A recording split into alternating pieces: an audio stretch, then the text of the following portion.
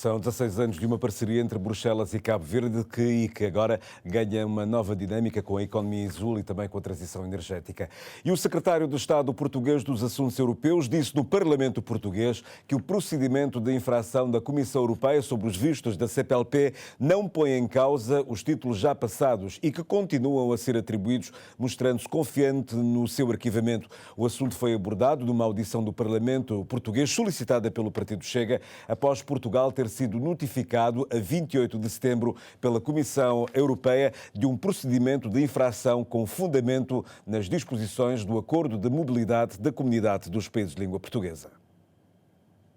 O Acordo de Mobilidade da CPLP é um dossiê em que a presidência cabo-verdiana da organização colocou todo o empenho político-diplomático, mas foi sempre olhado com desconfiança pelo Chega, um partido da extrema-direita crítico da política da imigração na Europa e, em particular, em Portugal. Sob o Chega, pesa também a acusação de ter sido o partido que denunciou, na Comissão Europeia em Bruxelas, a alegada ilegalidade deste acordo, mas no Parlamento português o partido negou a informação e quis saber junto do governo de António Costa se o acordo continua ou não em vigor, depois da chamada de atenção por parte de Bruxelas. Deixar bem claro que, apesar de algumas acusações por parte de alguns partidos que teria sido o Chega a denunciar a situação, denunciámos publicamente no Parlamento, mas não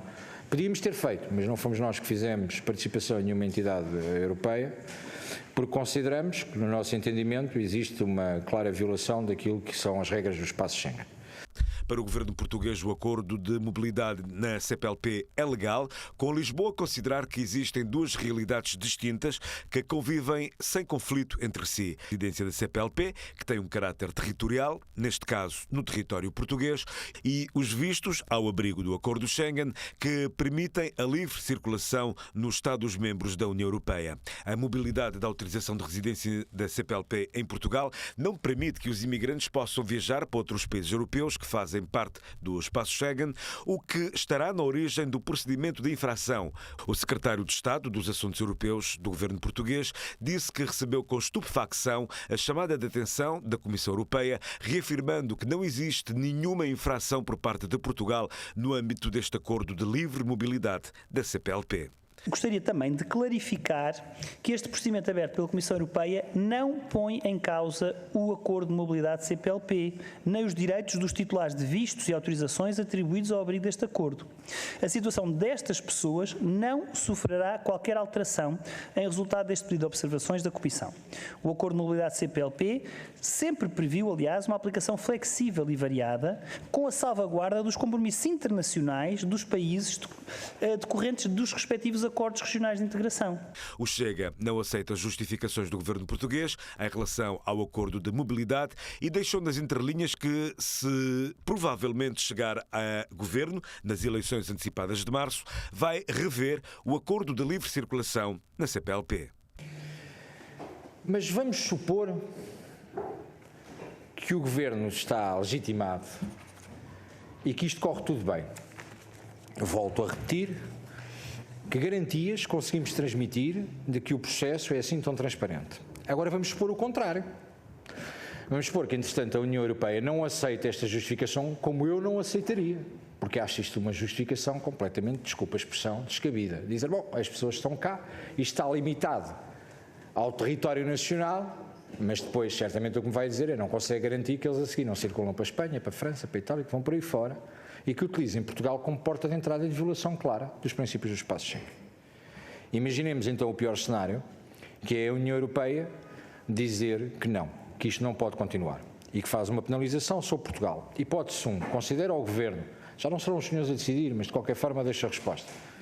considera ao Governo que deve revogar isto que aconteceu em relação aos vistos CPLP, que deve rever a questão dos vistos CPLP, ou que deve pura e simplesmente manter tudo na mesma, considerando que não estamos a entender que a partir do momento em que permitimos a entrada e que somos a porta de entrada, obviamente existe uma livre circulação que o Governo nunca conseguirá garantir que não é assim que é feito, porque caso contrário estaremos, obviamente, a mentir, porque sabemos que é impensável garantir que estas pessoas não saem do território nacional.